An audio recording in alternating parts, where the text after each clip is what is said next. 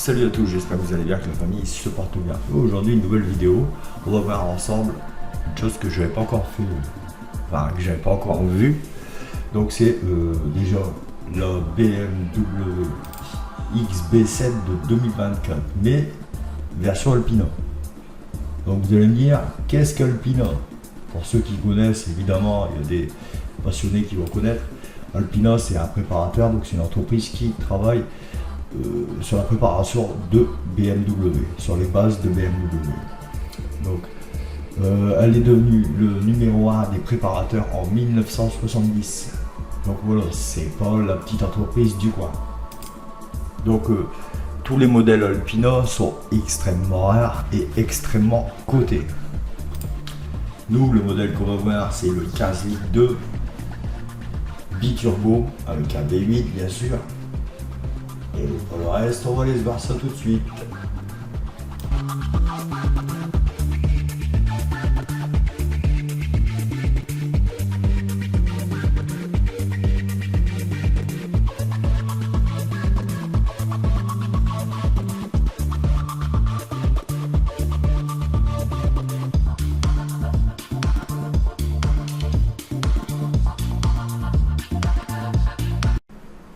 Donc voilà, on parle de ce modèle, hein, le BMW Alpina XB7 2024.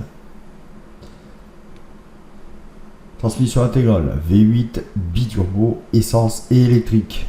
Boîte automatique avec surmultiplication. 15 litres 2 au 100 km, 11 litres 6 sur autoroute. En termes de tarifs, nous on va être sur 177 620. Bon là c'est en dollars, mais faites le calcul, il n'y a pas énormément de différence.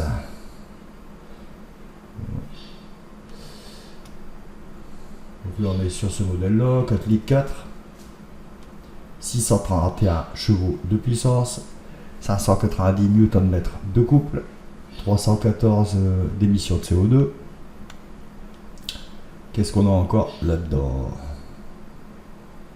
Bon, les roues, évidemment, c'est du 23 pouces. En aluminium forgé. J'essaie de vous faire voir juste ce qui est intéressant, quoi. Bon, l'audio et la communication là-dedans, évidemment, 16 haut-parleurs, alerte, trafic routier, etc. etc. Évidemment, à ce prix-là, on peut s'attendre à autre chose, pas autre chose en fait. Hein. Donc voilà. Alors ici on peut se voir l'évolution de la X7. Donc là, on est sur la 2024, la 2023,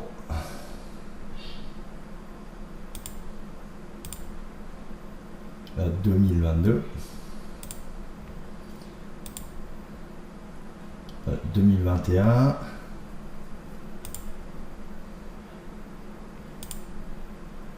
2020. Dites-moi en commentaire est-ce que quel modèle vous préférez, quelle version 2022, 23, 24, 19, 20. Dites-moi en commentaire ce que vous en pensez. Moi perso, je suis plus sur la 2023. Alors, je la trouve plus grossière, mais en même temps, les formes sont plus prononcées. Voilà. On va aller revoir la 2024, hein, évidemment. Nous, c'est celle-là qui nous intéresse. Est-ce qu'il y a beaucoup de photos? Non. On va aller voir ça tout de suite. Donc là, on a le modèle en collaboration Alpina-Rocar. Enfin, le modèle Alpina repris par Rocar. Alors, il est magnifique. Voilà, c'est des pépites. Sinon, on a le XB7 Alpina. Simple. Donc pour reconnaître la marque Alpina, évidemment, il y a le petit logo ici. Je sais pas si on le voit en plus près. Non, on ne verra pas là-dessus. Donc c'est le petit rond là ici Alpina. Donc vous allez le retrouver sur les jantes. Et normalement il y a le petit logo aussi derrière. Et devant, comme là, ici Alpina.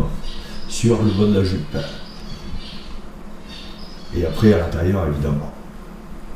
Donc c'est un préparateur très connu, je vous dis, les modèles sont super recherchés, très rares. Alors après il y en a qui vont pas aimer. Mais moi je trouve Alpina, c'est un préparateur excellent.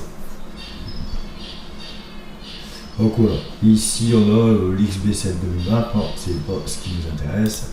Là, ici on a aussi l'XB7 Alpina, vous voyez le petit logo Alpina. Hein. 2024, c'est celle-là, donc nous c'est celle-là. Alors après les SUV, ça plaît ou ça plaît pas.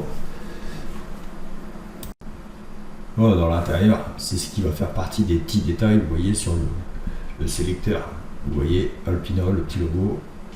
Alors, vous avez la petite plaque Alpina aussi, hein.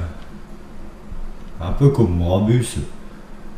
Par contre, eux, ils vont viser plus dans l'esthétique, mais en même temps dans la sobriété. Alpina, c'est comme ça, c'est sobre, mais en même temps esthétique. Je sais pas ce qu'on peut voir de plus. Alpina, voilà. Celle-là, c'est la version 2020.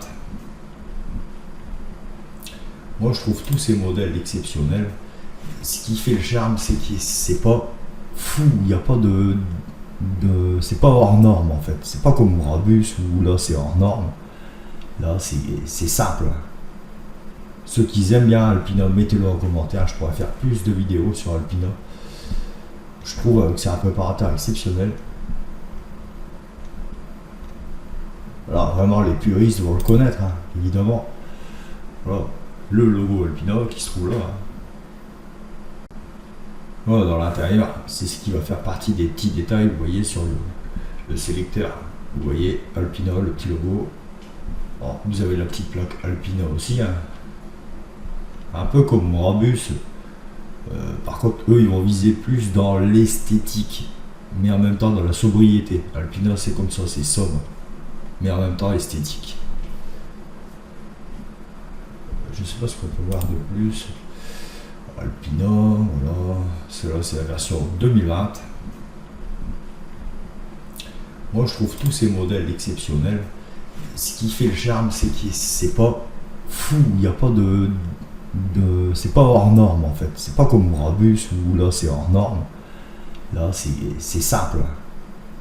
Ceux qui aiment bien Alpina, mettez-le en commentaire. Je pourrais faire plus de vidéos sur Alpina. Je trouve que c'est un préparateur exceptionnel. Alors vraiment les puristes vont le connaître, hein, évidemment. Voilà, le logo Alpina qui se trouve là. Hein.